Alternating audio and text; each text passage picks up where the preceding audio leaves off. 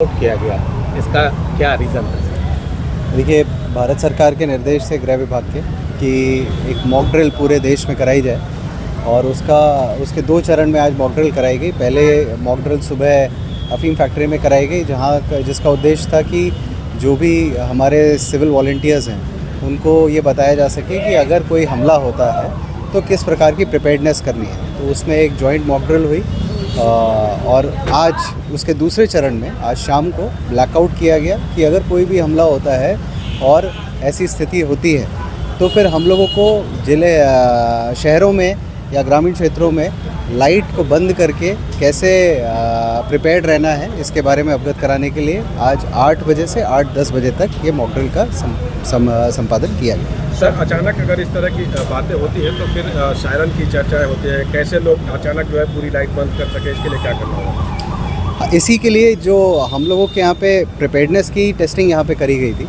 कि अगर किया जाए तो इसके लिए ऑलरेडी यहाँ पे सोशल मीडिया के माध्यम से बताया भी गया था लोगों को प्रिपेयर्डनेस कि आज हम लोग एक मॉक ड्रिल करेंगे और भविष्य के लिए भी अगर इस प्रकार की आपात स्थिति बनती है तो उसी के लिए पुलिस प्रशासन पूरा मुस्तैद रहे और यही हम लोगों का परीक्षण था।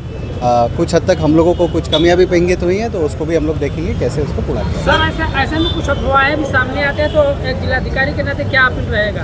क्या अपील तो यही रहती है कि अफवाहों पे ध्यान न दें और यदि कोई भी इस प्रकार की अफवाह उनके संज्ञान में आती है तो तत्काल थाने पर या फिर हम लोगों को सूचित करें। बीइंग ए डीएम सर, क्या भरोसा दिलाएंगे?